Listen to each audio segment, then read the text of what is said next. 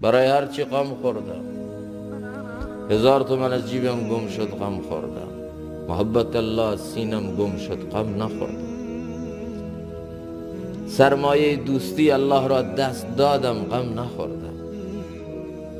برای چه چیزایی اشک ریختم؟ ما از تلخی فراق الله تعالی چقدر گریه کردیم. ای که صبرت نبود از فرزند و زن، صبر چون داری ز رب ذوالمنن. بچه‌مون 2 روز از ما جدا میشه، بیتاب و بیقرار میشیم. بچه‌مو ندیدم، صداشو نشنیدم، بچه‌م کجاست؟ خاطره های بچه مرور میشه. شده تا به حال همین قد نه بیشتر، فراق الهی، دوری الله همین قد نه بیشتر اشک ما رو در بیاره. یاد الله همین قد نه بیشتر در وجود ما بیاد. ای که صبرت نبود از فرزند و زن، صبر چون داری ز رب ذوالمنن. دوری الله چقدر برای ما آسان شده، عادی شده. دوری الله تعالی چقدر برای ما یه چیز طبیعی شده. اما صحابه دوری الله تعالی رو نمیتونستن تحمل کنن. یک ذره احساس میکردن از الله دور شدن، از خانه میزدن بیرون، آشفته، پریشان. حنظله منافق شده، حنظله منافق شده، حنظله منافق شده. چی شده حنظله؟ من تو مجلس رسول الله این کیفیت ایمانی، این عالم قرب با الله رو دارم، پشت سر این عالم برای من نیست. حس میکنم 2 حال متفاوت در 2 جای متفاوت. این علامت نفاقه.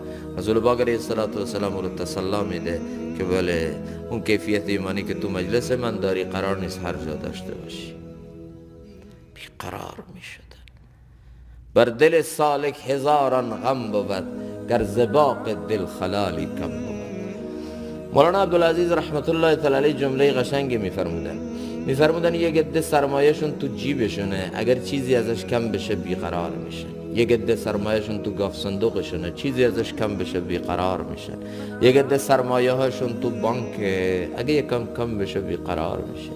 اما دوستان الله تعالی سرمایه‌شون تو دلشونه، اگر یک ذره از او کم بشه بیقرار میشه. از دل من خشوع و خضوع کم شد، از دل من محبت الله کم شد، از دل من آه و فغان کم شد، از دل من اون عالم قرب کم شد.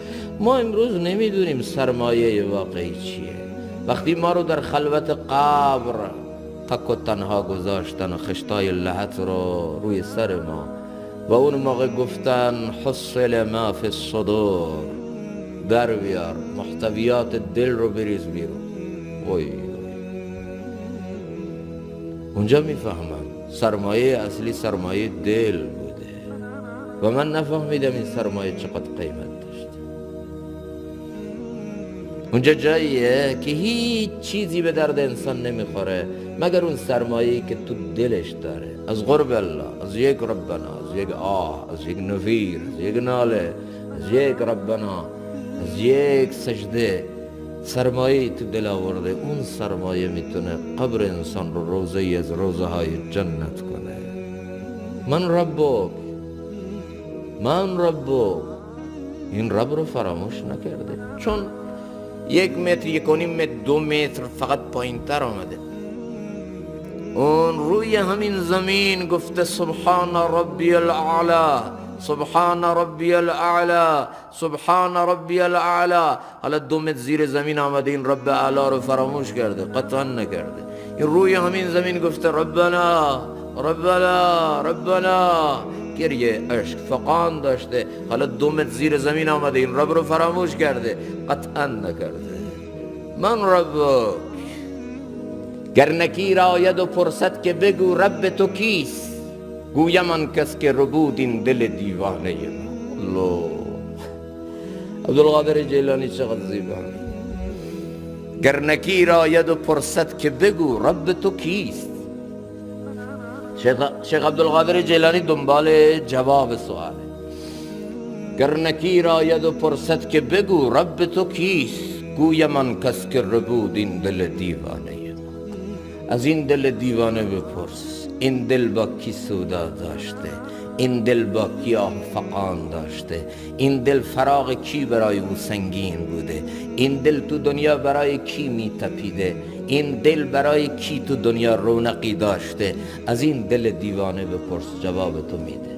گر نکیر آید و پرسد که بگو رب تو کیست، گویم آن کس که ربود این دل دیوانه من. او رب منه که این دل دیوانه منو ربود و از خود کرد. کاش ما هم بتونیم این جواب رو اونجا بدیم. از دلم بپرس.